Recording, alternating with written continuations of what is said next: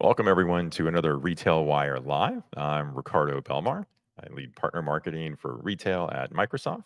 And I am here today with a good friend and fellow BrainTrust member, Jamie Tenser. Greetings, glad to be here. And as ever, working with you, Ricardo, on Mhm. this is one of the privileges of the job. Uh, well, wh- we are here at Grocery Shop this week once again. And we're going to go through our notes on how things are going at the show, what the hot topics are this time around. oh, very good. So maybe we can start with sort of a few thoughts about the tone of Hmm. this event. These Las Vegas events, Grocery Shop, have always had a lot of excitement, energy. We can argue at times hype about technology innovation. And I think my overall observation is that that's a little toned down the Yeah. last day and a Yeah. half or the first half of the show. It feels like a more practical conversation we're Hmm. having in many cases, as opposed to infatuation with the Yeah. next new Right. thing. Right. Uh, Yes, if we think back to past events, right? Like the one that we are often, I don't know, I guess these days kind of somewhat chuckling about was the infatuation with metaverse, which even at the time it first started popping up at a true, grocery shop, a Chalk true. Talk, whichever one we talked about, it was a lot of hype, and Yeah. everyone was kind of jumping in on that. I think that one's completely gone off the radar I here. haven't heard the word mentioned once. That's right. That's not to dismiss its potential Right. in the larger picture, but I think folks are really focused on some more, let's say, pressing and current Yeah. Yeah. opportunities and pressures. I think in the I think retail so. environment. Yeah. Yeah. I mean, I think we both noticed that in tone, as you were saying, the technology components we're hearing about, it's less about what's the art of the possible from that technology and more about here's what we've done as a brand so far with this technology. Here's where we think we're going with it in more of Absolutely. a practical use case. Yeah, I think practicality is the term I would use too. It Yeah. feels like, yeah, these are things we actually are doing or can be done, and that is and it's great. I mean, I'm a big fan of use cases, and we've heard several presentations where really folks really talked about things that are accomplished or they're in the process of accomplishing, and we'll address a couple of those today. So, gosh, themes right Mm. on our list. One clearly that seems to pervade every conversation. Maybe it's a reason for the more, I'll use the word sober tone of the event compared to some in the past, Mm. is the overarching concern about inflation and pricing challenges in general. I think it's coloring the whole industry. It seems to come up in some respect in just about every presentation and many of the conversations I've certainly had on the exhibit floor. Inflation is slower but not gone. A lot of price increases have been taken in the past couple of years. Consumers are changing the way they shop to a greater or lesser degree because of it. And so we've heard a number of comments about how that's happening. So, and I really think that that's why there's a little less focus on the next new thing and a little bit Right. more about, all right, let's Yeah. make sure we get have our groundwork laid Yeah, properly I, as we I think operate the that's business. one. Every keynote that I went to, there was at least one comment made about changing consumer buying habits. Mhm. I think this time last year, what we were probably hearing a lot of what were the post-pandemic buying habits and what were going to stay, which weren't going to stay. Now this year, I think it's more changing buying habits because of inflation pressure. I think that's true. I think that's kind of taken over that one. I know I'm thinking back to the opening keynote with the head of Kroger. Yeah, I think he mentioned specifically things like, switching to right. private label as an Absolutely. example of buying habits that they're well aware of and how they serve different price points with Right. different brands. Right. That was I've heard that Absolutely. mentioned a few So times. Rodney McMullen, he Mhm. I believe, and I hope I quote the stat right, but he was saying that their percentage of private label sales across the Kroger system is increasing, and it's actually a matter of strategy for the company. Right. I now I hope the number is right. Is it 30 to 40%, I think that's right. perhaps? Yeah, I Oh, think my that was a 40% there. Maybe it's about 30% at Walmart. mhm. These are numbers I heard Yeah. secondhand repeated today. So that's notable, but it's also a way of helping you preserve margin for those companies. And it perhaps suggests something about how private labels are perceived by shoppers as well. During COVID, they had opportunity or perhaps due to lack of alternative, a reason to try private label products that they might not have considered before and learned perhaps a greater comfort, at least with some of those. In fact, Ron Bernacci, who's one of the executives from Rouse's Markets in in Louisiana actually made pretty much that comment this morning at a conference that I sat in on. So store brands are not a stigma. Shoppers are happier with the quality of the products. Store brand products almost across the industry are quite comparable, in a few instances better than some of the branded products. And retailers are recognizing that that's one of the responses that's happening for shoppers. And not the only one, though. There are also shifts in the product choices or the category choices in some instances.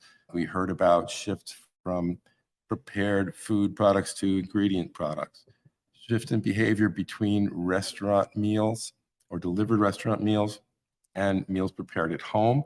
And that's one that's kind of flip-flopped a couple times in the last year and a half. But delivery has had a good bit to do with that too. So the DoorDashes, the Uber Eats, the ability to get a prepared meal sent at home, sometimes in the same delivery trip as some of the grocery items that were shopped at the same time. So retailers are they're challenged to do this right and also to price right. So brands have taken some pretty significant price increases in the last couple of years. It is not in their nature to roll them back.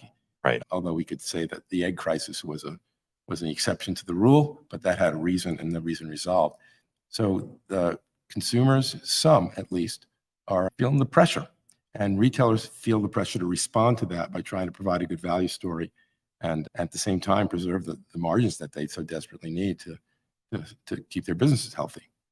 And a couple of trends I was hearing kind of relate to that, the business aspect of it and maybe the profitability.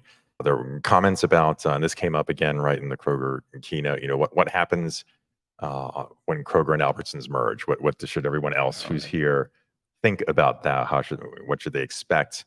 I think we heard a lot of things that I would expect to hear if you're asked that question. For example, well, we think that the immediate effect will be lower prices, right, on things, and I think that's the answer they have to give, in my opinion. And whether that happens or not, that's the answer they need to be giving. That's what you tell the regulators, right? Sure. Exactly. So I think that remains to be seen, but.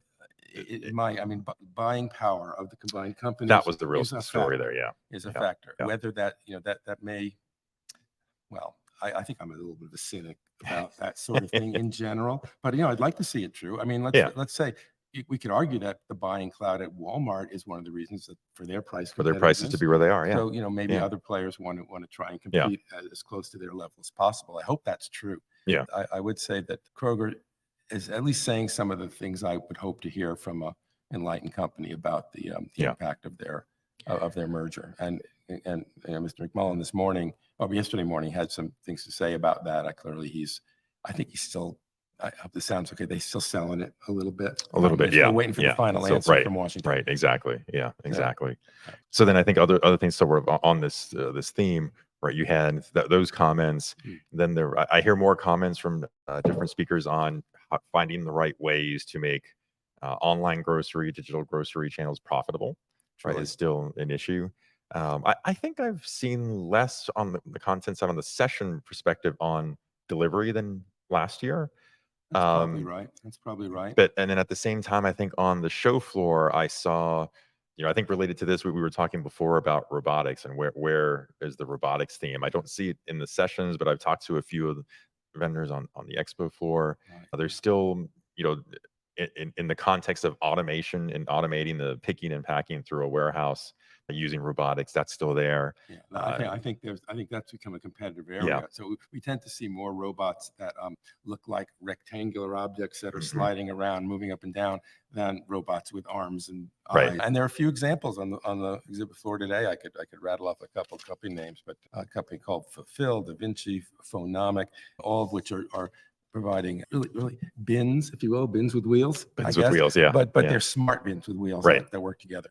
That efficiency and fulfillment is really important because fulfillment costs retailers so much money. Right. And so they're trying to find ways to shave that expense. Yeah. And then there's one I would add to that. I talked to Vichy Robotics, who's doing still an in-store robot, but they're trying to tackle the issue of shelf replenishment after hours. So they're introduced robots similar in the typical tower style we've seen of other in-store robots, but with a robotic arm that has enough precision that it can take, multiple boxes of, say, canned goods, for example, and place them with precision exactly the way you want them by planogram on the shelf, and does it with more precision, more accuracy than a person would. But interestingly, when you hear the story, it's not geared to be a labor replacement. It's meant to be a labor augmentation. And retailers they're working with, they don't see them having fewer people, but because they're focused on this replenishment happening after store hours when there are no customers around, their view was, well, if you're a store and you're trying to do your replenishment overnight, how many employees are you going to have that want that shift overnight? I mean, That's part right? of You might not be able to get 5 employees to do it to restock. Maybe you can only have 2. So if you have 2 and you have 3 of the robots, then you get the job done overnight and all your shelves are replenished. Right. So those people are kind of minding or directing the robots. Important, but you can't really expect those. I mean, a robot that detects a void would have to go and retrieve the item that it's going to use to replenish. I think you need some people in the mix to make sure that they have access to the product, and then you send it on their way to do its task. Yeah. So I haven't seen how that works in practice, but it's an interesting idea. And I think there, and also Badger is here as well, the notion that there'll be certain special purpose robots roaming aisles in retail stores, while I think no, it's not being given up on. I think there's still going to be applications. Maybe the first and even second generations of these things we're about working out the kinks. I think there are still some opportunities to. I mean, it comes down to running the store as efficiently as you can. Right.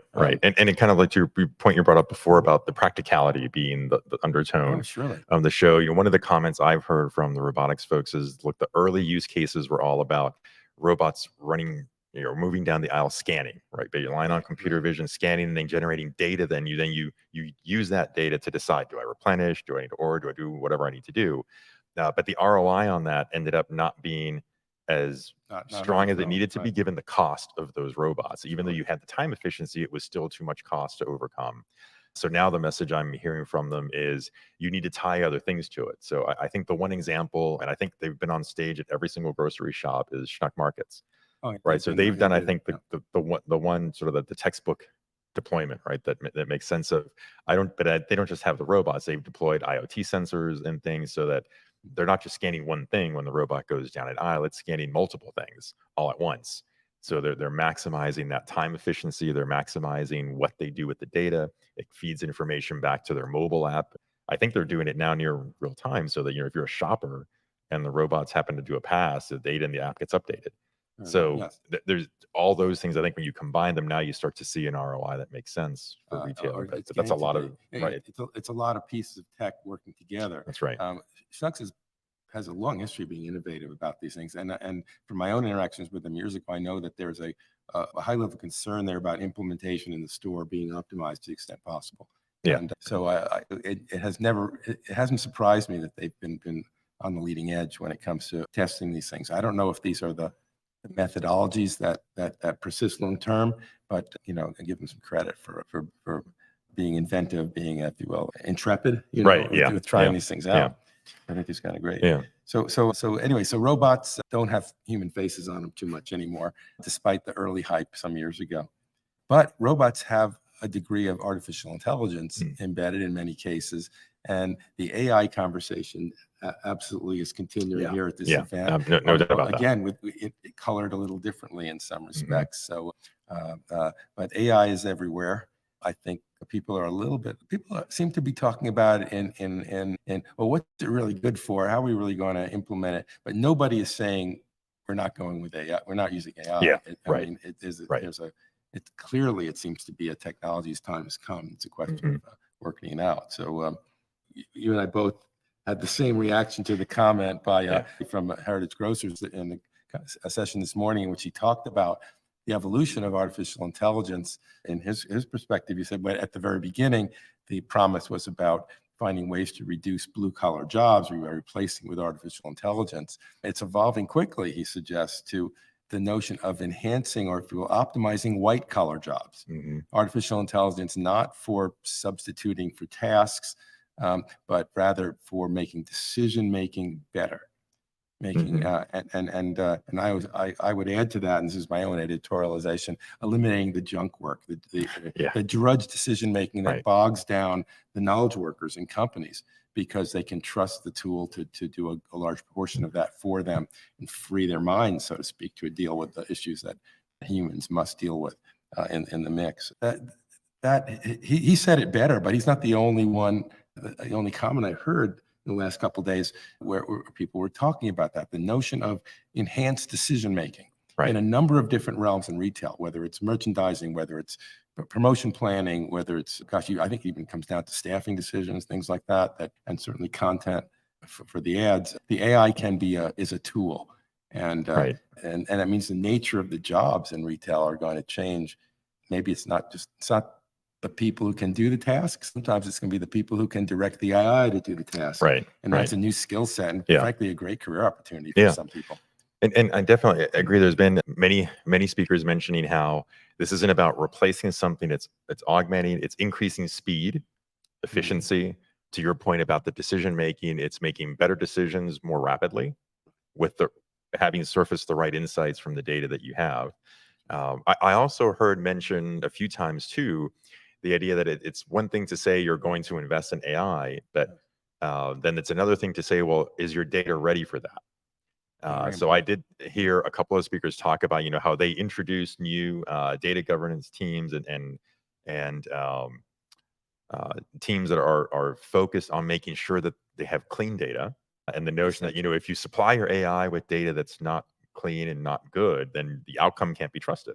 Worse than that, you train an AI, an artificial intelligence. You train them with bad information, you train them to make bad decisions. Exactly. Or disastrous ones is worse. So and there were a couple of comments over the last couple of days to that effect, that you cannot put these tools to work, and it takes time to train and set up the systems without working in your data governance first, without getting that foundational work. It's part of the digital transformation process that many companies have been engaged in, but now the urgency is even accelerated, because let's face it, bad data, you're just going to compound it with AI. You're not.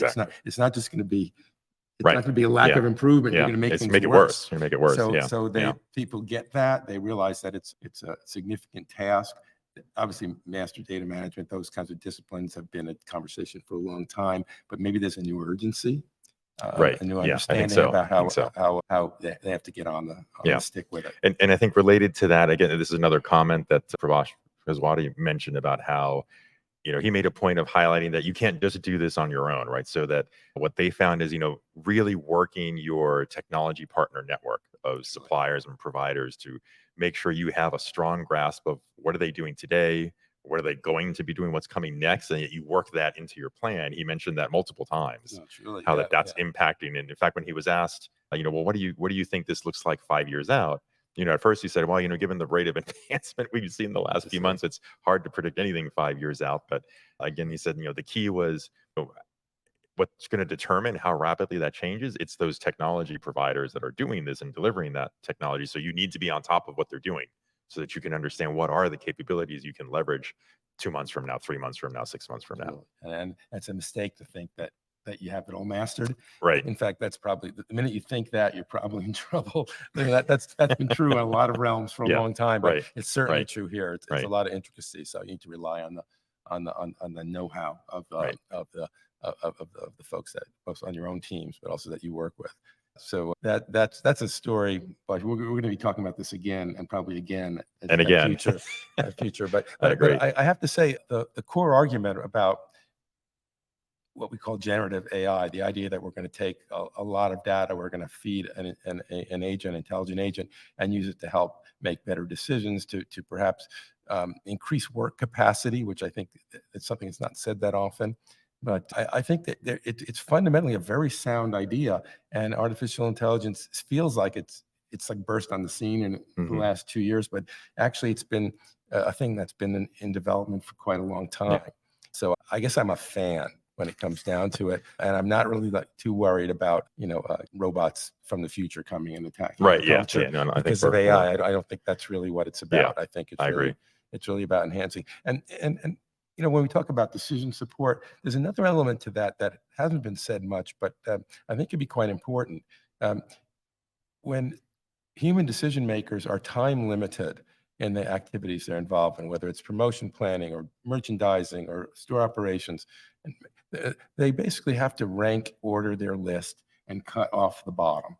So it can handle only so many matters in a given amount of time, then you have to quit. AI could extend that reach. And so in a business that's looking for another penny profit, but is not able to undertake the activities that are going to give it, an opportunity to find that next bit of advantage, the extra capacity that a trustworthy artificial intelligence can provide can possibly be a way to stay competitive in a very tough market. So it's not just about a nice to do, better way to do things. It's also a bottom line imperative, I think, over time. I agree. Yeah. And the best retailers are going to find ways to use it that way. So among those decisions that are challenging, folks, let's segue to the thing that we decided to finish with it because it may be the most on trend topic of the day, Right. but the retail media Absolutely. conversation. Absolutely. And there's an area where there's going to be a lot of decision support needed as well. But well, Ricardo, you were mentioning something happened this week that was very much yes, that definitely popped up and very timely was the Instacart IPO. And I think what going by the media reports, right? I'll use the word revelation. I'm not sure that if you've been following this, it should come as a revelation. But the notion that their business has a very significant portion tied to advertising as a retail media platform, and that clearly the direction it seems their business plan will strengthen that and go deeper into retail media capabilities and being an advertising solution, and that's what's going to give them a sound business plan. Oh, true. I mean, when Fiji Simo appeared here a year or a year and a half ago to talk about her plans for Instacart, something that has resonated with me that she said at the time was that their delivery business was not profitable on its own, but that she expected the retail media contribution to be virtually all of the profitability for the company. And because of the scale of their delivery business, they had an audience that was big enough to actually have some clout in the market.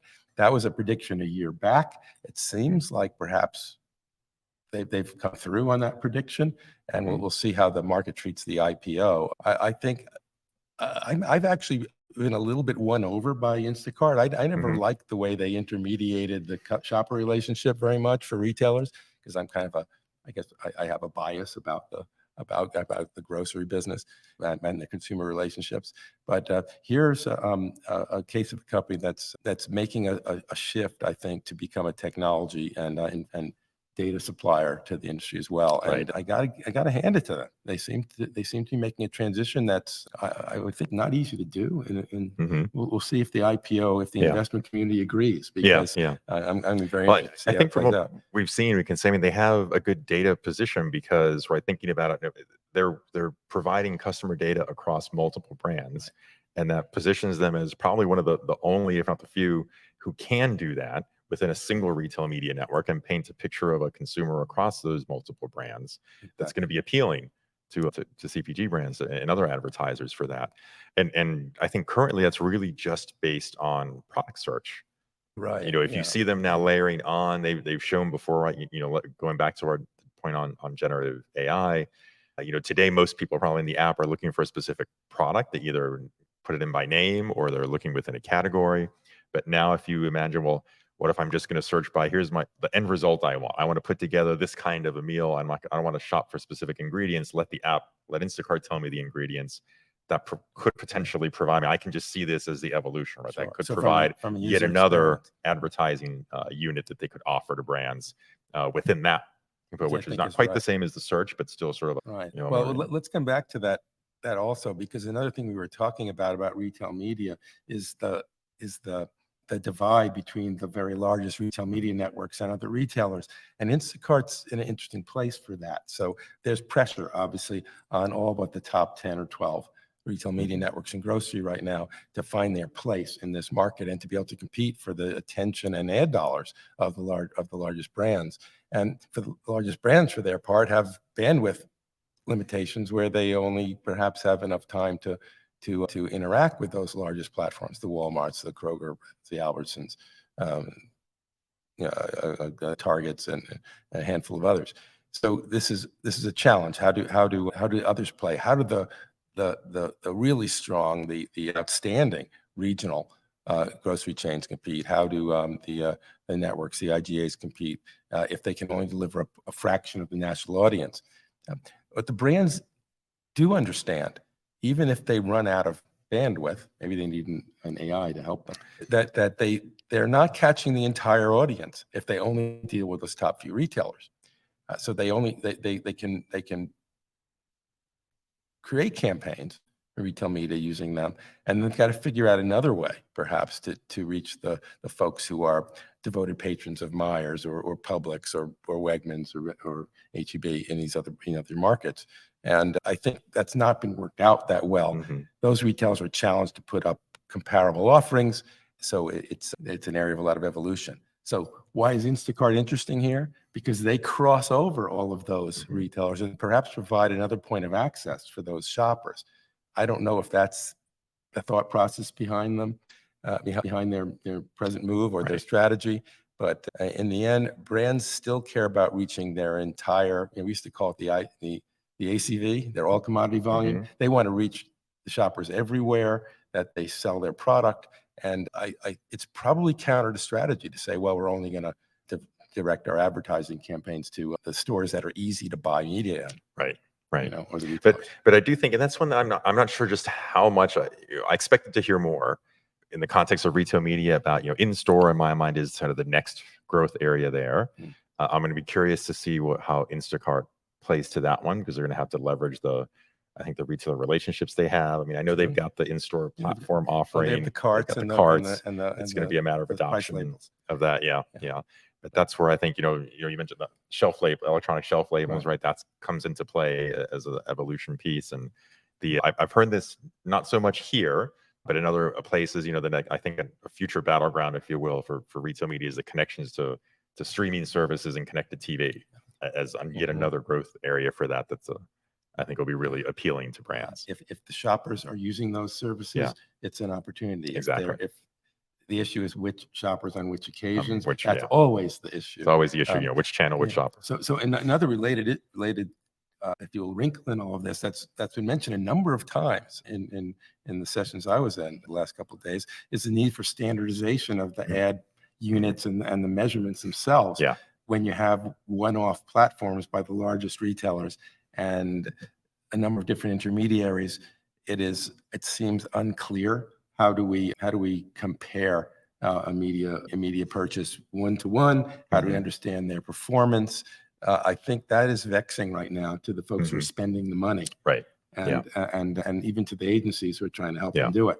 So it sounds like there's a lot of work there. I understand there are efforts underway. Yeah, I have heard in there that there's some new standardization, approaches being released by IAB that's expected to kind of help with this. I mean, again, I guess this presumes that you have retail media networks will adopt those standardization, right? And their offer. The advertising, I forget which federation now, but the ad industry, the traditional ad industry, they have their own opinions on this too. Right. So perhaps at some point there'll be a meeting of the minds. But this is starting to feel like there's more work to do on this than perhaps people originally assumed. Let's put it that way. It feels easy. Let's get that money. Incremental revenue. But now the brands have to justify the spend, and so that's an interesting, in my opinion, area where I feel like we're 1/10 of the way down the road. Still early on that one. I think that's generally. So another issue related to that, how where do they spend the money? Is which dollars are going into retail media buys. And there are a couple of references I heard now that surprised me. I think there is perhaps something of an acceptance among some retailers that some of those dollars are going to come out of trade money that they used to think were sacrosanct. And it used to be that retailers would say, yeah, I want those brand dollars or those consumer promotion dollars, but don't you touch the allowances, right? Don't you dare. I think the retail media conversations now are, in some cases, becoming part of a comprehensive negotiation. And I confess, I think I've started to be won over to the notion that, if a trade marketing investment produces less return why not move it? Why not move it to something that produces more return? Absolutely. Now, from the perspective of the retailer that's putting up the network, they've incurred a large expense and effort to create this new channel, and the last thing they want is for the money just to be transferred from one pocket to the other while their expenses go through. I think there's some, and I think I think some of the risk to that maybe gets diminished as the measurement standardization gets worked out, because one of the ways you solve that, right, is to have a consistent, reliable way to get a true measurement of, is this more valuable in this bucket or this other bucket over here for as the brand for me to spend the dollars? And depending on that result, that might convince me to say, well, I need to put more dollars to it in total. Perhaps so. And it's, as I said, the first part of this conversation, I'm going back a year or a year and a half about retail media, where it really started to really bubble up to the top of mind. It seemed like this is easy. This is going to be easy. We're going to get the new funds. It's going to help offset our cost of fulfillment in our digital grocery sales. This is going to be great. It's going to save us. Everybody's going to be happy. And then the more they looked into how it actually has to happen, the harder it seems to get. Right. So the complexity is going up. Yeah, the complexity is definitely going up. That's probably a normal learning curve. But I think that's why it's on the lips of just about everybody that we certainly the retailers that we've heard. But there's been reference to it, I think, in every session I've attended to some degree. I think that's true. That's true. So there we are. So anyhow, so we'll be back talking about retail media again, I'm sure. Again and again, I think. I think so. Absolutely. It's going to keep coming back. Well, I think that's a good one for us to close on for this grocery shop. So I think we'll close it out by telling everyone, if you haven't been to retailwire.com, to please give a visit, where you'll hear discussions like the ones we just had kind of play themselves out in 3 different discussions a day, every day. There's some smart people there. We're lucky to be with them, I think. So absolutely. You learn a lot from that. And it's been a privilege to be part of it in my case, for years, and yours too. Yeah, I agree. I agree. Yeah. So which is great. And it's, if I'm smart enough to be on this webcast, it's probably because I've been participating in Retail Wire for a long time and learning from the rest of the BrainTrust. So 100%. So definitely check it out if you haven't been to retailwire.com. And we hope to see you soon again on a future Retail Wire Live. You can count on it. And Ricardo, it's always a pleasure working with you. I'm Jamie Tenser, VSN Strategies. And I'm Ricardo Belmar, lead partner marketing for Microsoft for Retail in the Americas. Thanks for joining us. Thanks for joining us.